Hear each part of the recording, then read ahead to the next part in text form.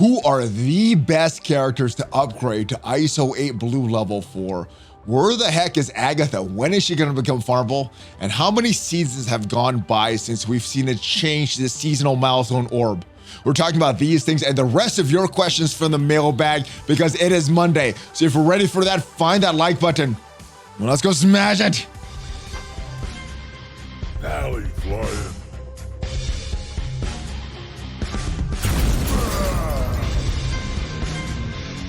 Hello, Valley Maniacs. What is up? I am ValleyFlyin. Welcome back to the ValleyFlyin channel. If this is your first time here, hit that subscribe button for more great Marvel Strike Force content. We got at least 5 videos per week on this channel. And if you have already subscribed and are returning, welcome back. It is Mailbag Monday, where we're going to go into the mailbag, answering all of your questions from Discord. And yeah, we got a lot of good ones, guys. Iso-8 level 4 blue choices, Dark Dimension. What are the best characters to bring into certain stages? Where is Agatha? And how many seasons need to go by before we see us change this seasonal milestone orb that we were first introduced to a while ago? So we're going to talk about all of that. And yeah, let's get right to it, ladies and gentlemen. Boom. First question. What are your top 10 recommendations for putting Iso-8 level 4 blue? Keep on smashing, brother. All right, I don't know if I have a full 10, but let's go into my game right now, and I'll talk about some of the characters that I have upgraded. Now, I've upgraded through, or I'm working on 3. I haven't fully upgraded 3. Made a mistake and upgraded a few pieces of Squirrel Girl, which didn't give me enough Iso-8 blue currency for my third character, but we have Morgan Le Fay. We have the 4 on her, and I think she's very valuable because she's an arena character. She is very good in every single game mode that you could use her in. So I think she is a no-brainer right now if you have her unlocked.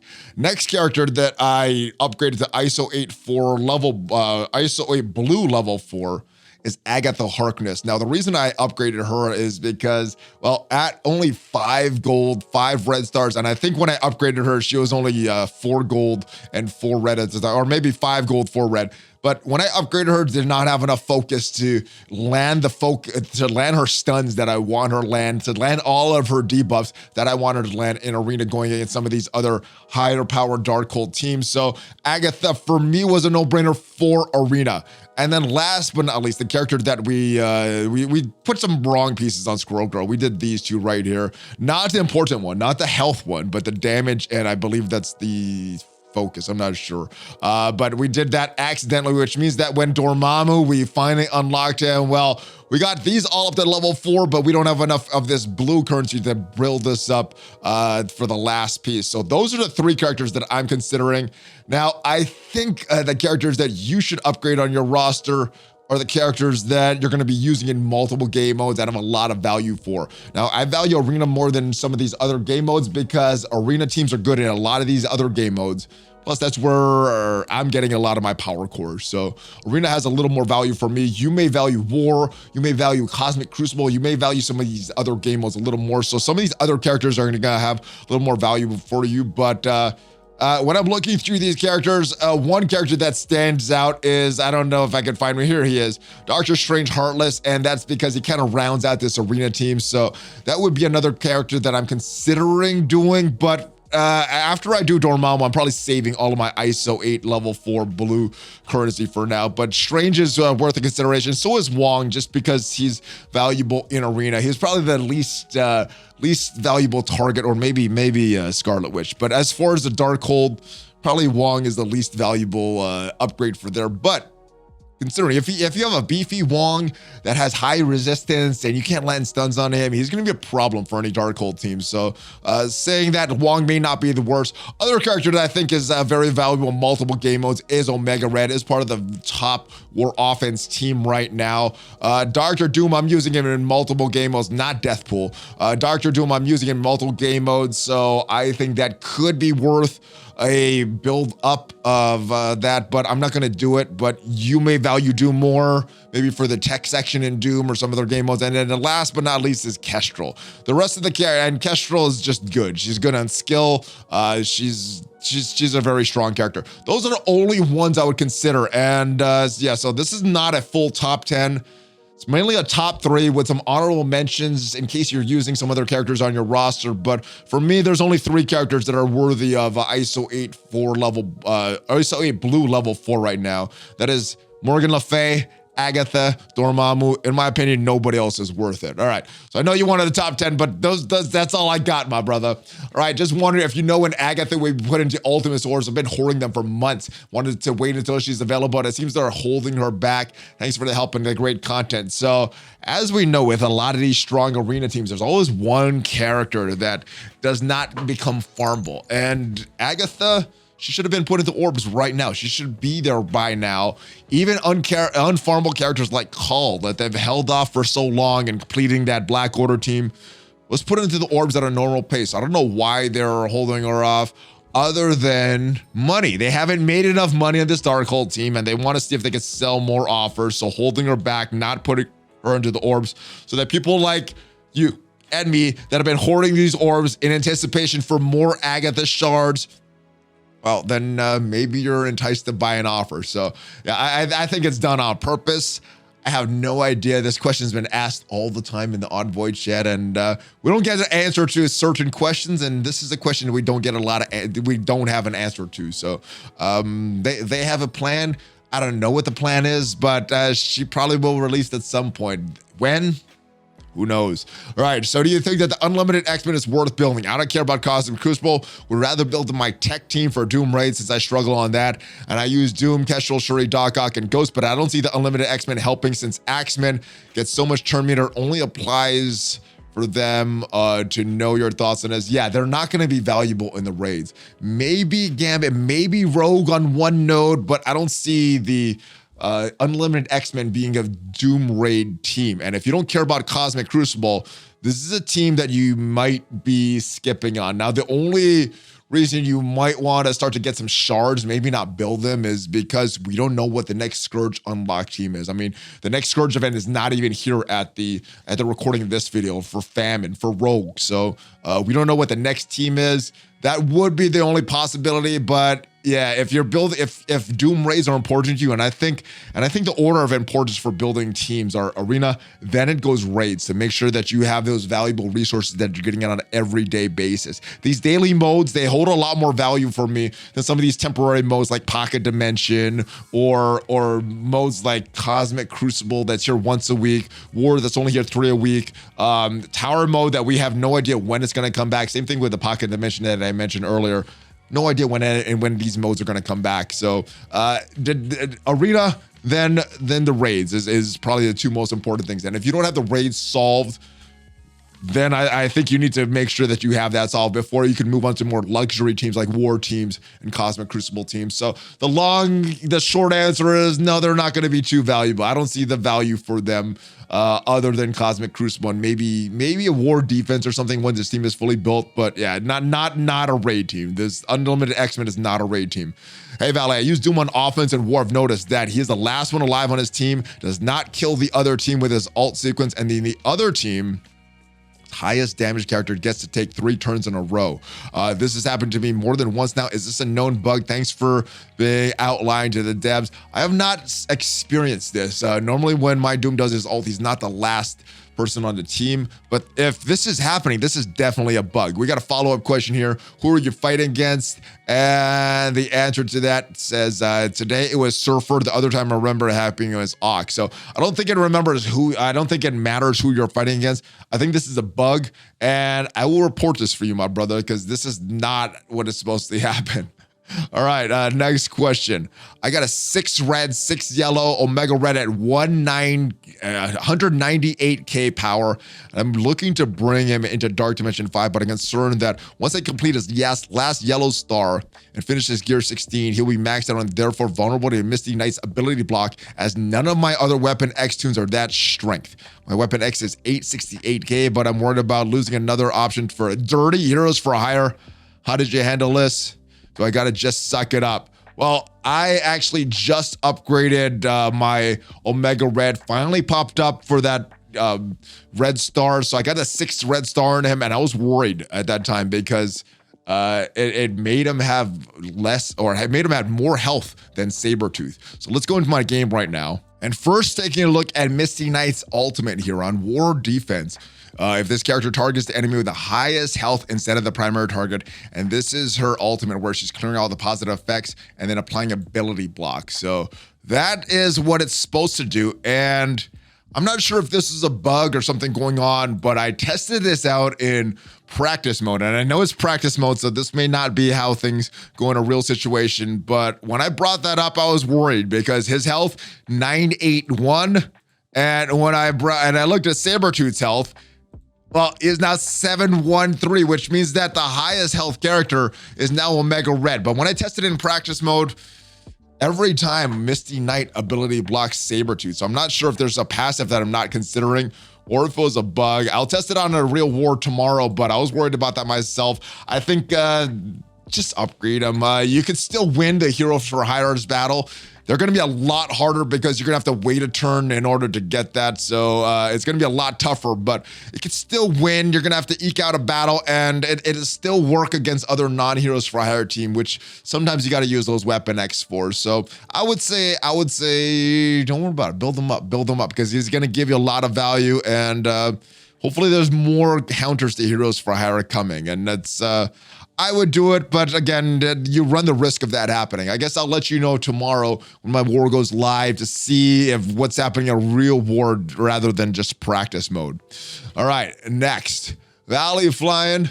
First question in a minute from the woods of rural New York. With the new Asgardians, the hero Asgardians, have any value as a Cosmic Crucible D team as well as a war team, or are they essentially a dirty Heroes for Hire 2.0? I see them more as a Young Avengers 2.0, just a team that has some value in other game modes, but are probably going to be on war defense. Now, what I fear, not Cosmic Crucible, because do they have value as a Cosmic Crucible D team? Yeah, sure. But are they going to have more value than other teams that you already have built up? Are they going to have more value than some Cosmic Crucible specific teams like the Unlimited X-Men and the Wakandans? That's what you're going to have to consider. But they're going to have some value, but they're going to be a war defense team. The thing that you need to consider, though, are they going to be a team for the next Scourge? That's what I would be worried about with them. They could be more like the Marauders, where they're not required for anything, and they're just a war defense team. Or they could be like the Dark Hunters and be required for a Scourge. Or like the Young Avengers and be required for a Scourge. So I would be more considering that. But yeah, I don't really see them as a Cosmic Crucible team. Unless you're out of options, and then you could use them. I know some people still use the Heroes for Hire, full Heroes for Hire team on defense. They don't hold very well in Cosmic Crucible, but they're better than some other options if that's all you got. And sorry for second follow-up question. No worries, brother. Haven't seen Drew in a while, but I was hoping he could dig up something about Beta Ray Bill with his Asgardian rework. Is any potential rumors pertaining to him and everyone's favorite Corbinite? Or is it you heard about Nova Howard the Duck coming either? Are these the top missing tunes at MSF? I wish I had an answer for you, but Drew has been MIA. Maybe he has too many frothies. Maybe he's hard at work looking for rumors, but he has been MIA. Have not heard from him, unfortunately. And I wish we heard. I wish we have, because I think there's a lot of exciting things coming in Marvel Strike Force that I would like to know about. I would like to get some hints for, but unfortunately, Drew, we need you back, brother. All right, not a question, more of a comment, but I hope when they update the Gamma team, they give Hulk the height adjustment he so desperately needs. Oh my goodness, you are so right, my brother. Hate having this mini, tiny Hulk in the game. I mean, we had a normal sized thing at one point, and then they shrunk him down to match Hulk instead of bringing Hulk up to match the thing. So why couldn't they do it? If they could reverse it and shrink the thing, they could do it in the opposite way and make the Hulk bigger. They can do this. I don't know why they're not. I guess we're not complaining about it enough, Valley Club. So let's get them complaining if we really want that Hulk the proper size. All right, Valley, what is up from BC Cannabis? Whoops, I mean Canada, my bad. I think you had a Freudian slip there, my brother. All right, I have a question about Wong's Basic, and I asked support about this. Well, I end up with a conversation with no real feedback. All right, here it goes. And I've highlighted this section because like you mentioned here, I think there was a little much 420 in in some of the rest of this question, my brother. But Wong's T4 in his passive allows debuffs on his basic attack along with 70% damage increase, but we spend the T4s for the debuff on it, or at least I did. Maybe just a little 420 too much, and I've smoked myself into a point that I didn't notice what's going on with the basic gameplay, specifically base attack and debuffs. I took a screen recording of video, debuffing, not happening, as well as in-game footage also from MSF.g. So the debuff isn't working in theory. Most business would offer a reinforcement for a T4 spent. So the question is it nerfed or is it a bug? And I think it is a bug because this is how it was described early on. He should be clearing that off with his basic, and he should be clearing it off with his assist counter attack chance. All right, so this is what it does: 70% damage to the primary target and clearing negative effect from self and all Darkhold allies. Without the T4, you're clearing negative effect from the 2 most injured Darkhold allies, and that is it. So now when you add this in, it's going to be self and all. And that is what the assistant counter does as well. So he should be doing that. If it's not, that is a bug. I will forward this message to the envoys, and hopefully Cerebro and Lori and the new Archangels can solve that for us, my brother. Apologize for not reading the rest of it, but like you said, you're rambling a little bit here. But I appreciate the question, my brother. All right, Valley, greetings from Singapore. Do you know the logic behind how Scopely chooses which character to be used for which suit for the gamble rates? The logic is, what is going to get the players to spend the most money with the least amount of synergy? Do you think they made an oversight in terms of grouping? There seems to be a lack of team synergy on the suit. Raid teams like Symbiotes, Web Warriors, and X-Men are split up into different teams. No, I think it was, that was their grouping. A lack of oversight would have meant they gave us a synergized team. But yeah, these are so bad. So we got 2 Infinity Watch here, 2 Symbiotes here, 2 Dark Hunters here. We have some mutants here. I don't know what the combo is here. And then Gambit isn't all of them. So there's that one. Then we have a Brotherhood. We have a mercenary. We have Silver Surfer, who's not really on any team. We have there's no combination here. Star-Lord Yondu is probably the best in this suit. And then kind of going for certain characters on one note, like Magneto or Taskmaster or Punk, Thor maybe, but there's no synergy. There's no synergy in any of these. And I think that is exactly what they wanted. They are who we thought they were. All right. But I think it's on purpose, my brother. All right. Hello, Valley. Has been any talk of changing out the characters in the milestone orbs? There's been no change in a while. And none of the newer characters in the orbs for veteran players, they have very little value, and I would agree with you.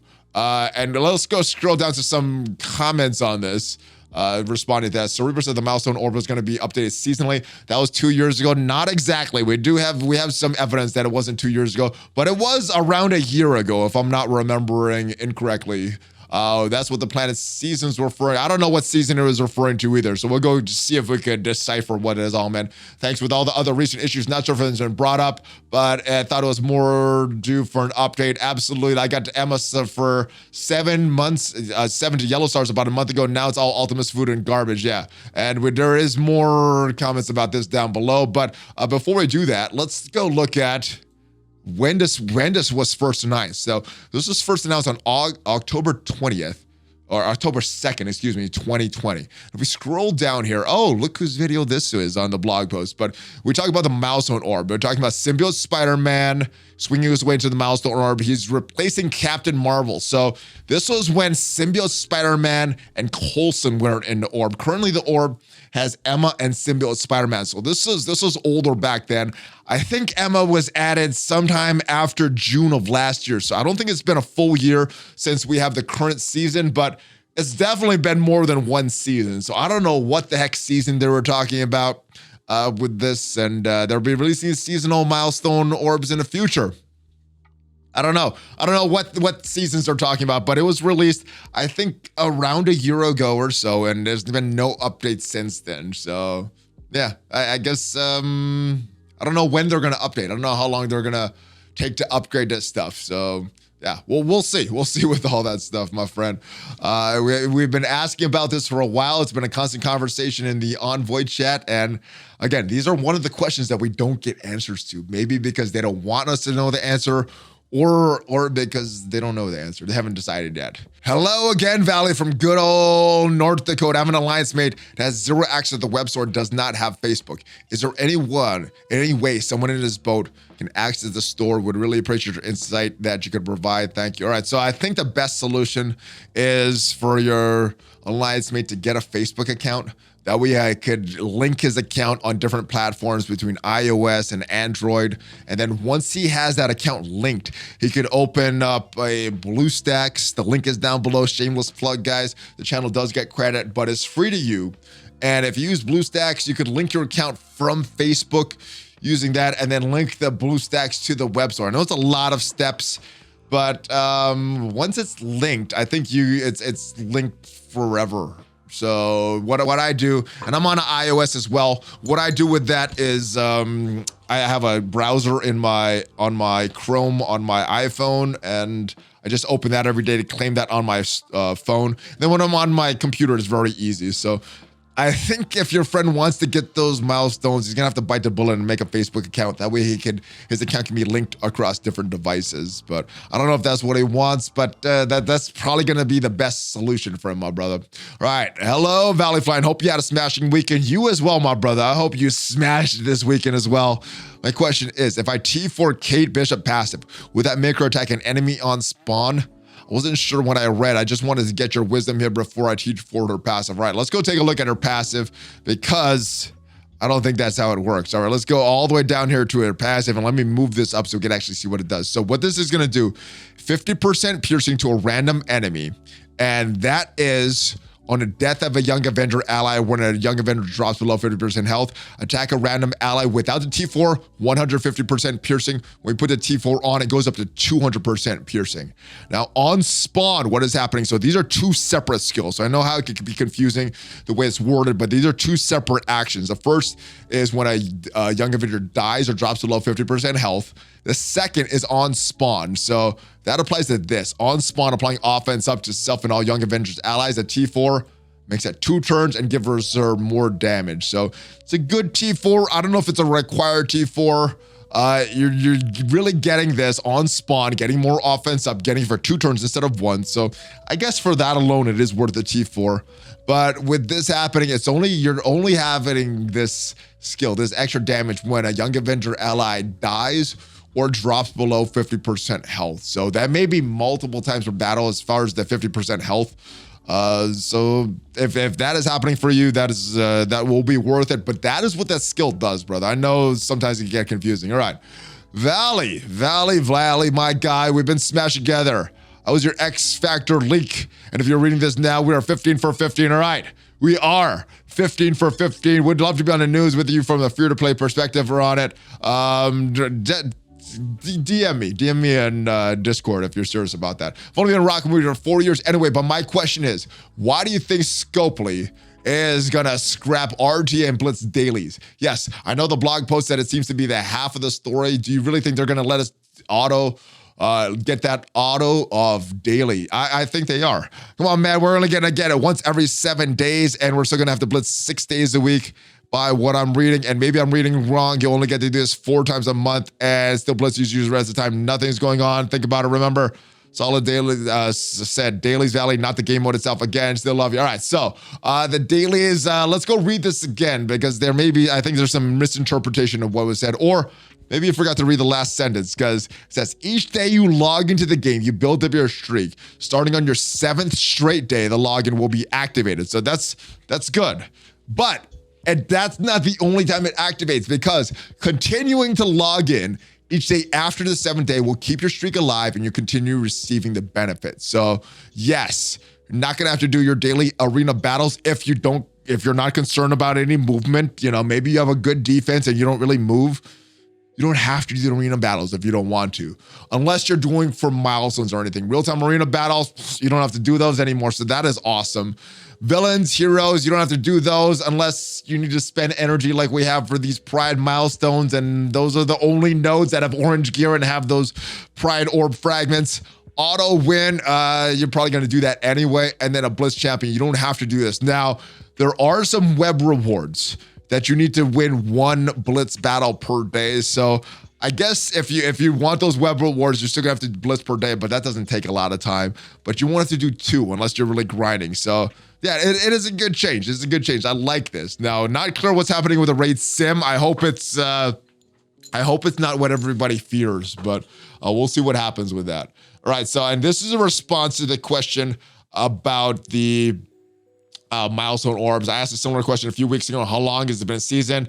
But I think it's unknown at the moment. Yeah, or there's been so many bugs, and this is my suspicion. There's been so many bugs along the way since this milestone orb was released that they've been in scramble mode, and honestly, I think they forgot about that. So, yeah, hopefully they remember. Hopefully we get a good span in the game where we don't have a lot of bugs and they can sort of focus on these things that they promised us a while back, like a seasonal orb that actually align with certain seasons. I don't know what season they're aligning it with, but yeah, hopefully they don't forget and hopefully they do address the orb soon. All right. Hey, Valley, I have Omega Red, MILF, Phoenix, Jubilee for Legendary DD5. I have enough bio for either Black Bolt or Invisible Woman.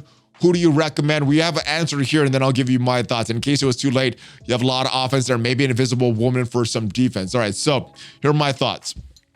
In Dark Dimension 5, I took Black Bolt in, and he does nothing. He does very, very little, if nothing at all. So he's not going to give you a lot of value in Dark Dimension 5. A lot of offense, just like Magic says. But here's where I'm getting value, and here's why I took Black Bolt up. You could use him in the Scourge Famine event for Rogue. So yes, you could use him there. I use him on defense in War and defense in Cosmic Crucible, so he's getting value there. Invisible Woman, she'll give you that sustain. She's very good in Dark Dimension 5. I took her into Dark Dimension 4, and she was very, very good there. So as far as just Dark Dimension, Invisible Woman is going to give you more value. But outside of Dark Dimension, when I was done with Dark Dimension 5, never really used her outside of that. And I'm not using Invisible Woman anywhere. She's not on a defensive team. She's not on an offensive team. Invisible Woman is just kind of there. So I hope that answers it for you. I'll let you make a decision on your own. Maybe getting through Dark Dimension quicker is more value for you. And then in that case, I would recommend Invisible Woman. Maybe you want that value after Dark Dimension because you realize that it's a 2-time thing. And once you're done, you're done.